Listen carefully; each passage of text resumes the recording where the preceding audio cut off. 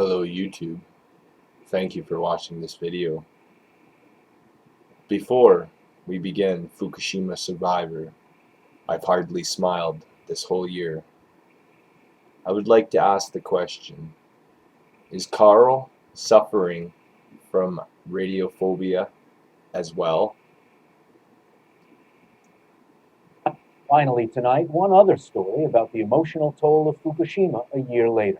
It's not well known. There were 38 Americans at the Fukushima plant when the earthquake hit. Carl Pilateri, a nuclear technician, was one of them. He recently spoke with Alex Chadwick, the host for the new American public media series Burn, an energy journal. It's the first time any American who was at the plant has spoken at length to the media. He started out by telling Chadwick what it was like inside the turbine building that day.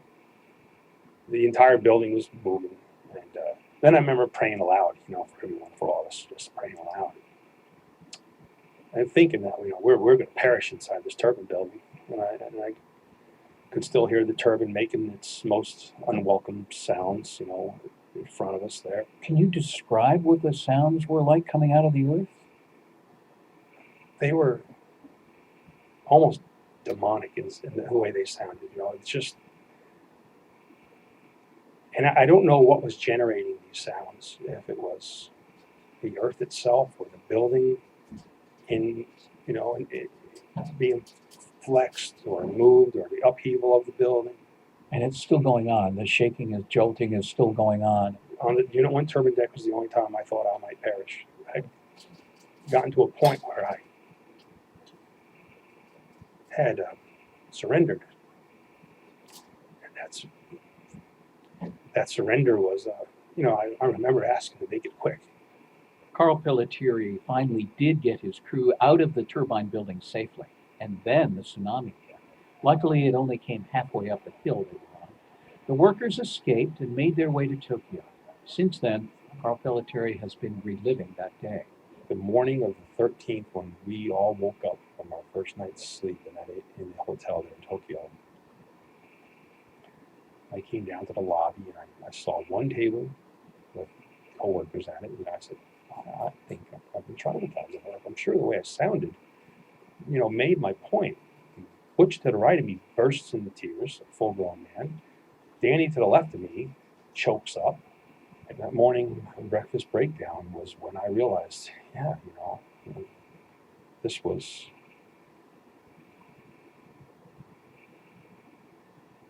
more than I bargained for on March 11th. So, but how did you feel being back in Tokyo?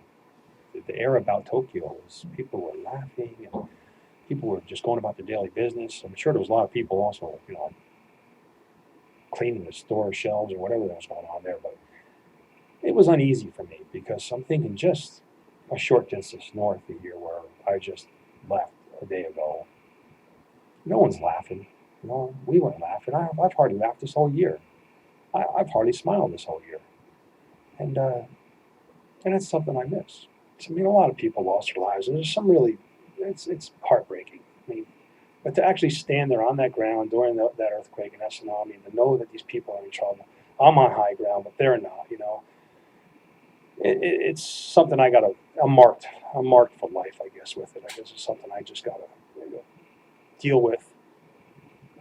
It must be difficult for you. When I first got home, I was waking up 2 a.m., 1:30. I couldn't even sleep really when I first got home.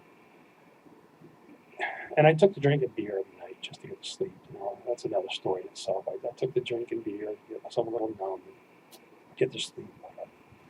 Pretty quick, I got into this 5:30 a.m. routine where I wake up, get my dog, put her in the truck, we'd go to McDonald's, and open at 6. We'd have my coffee, my hotcakes.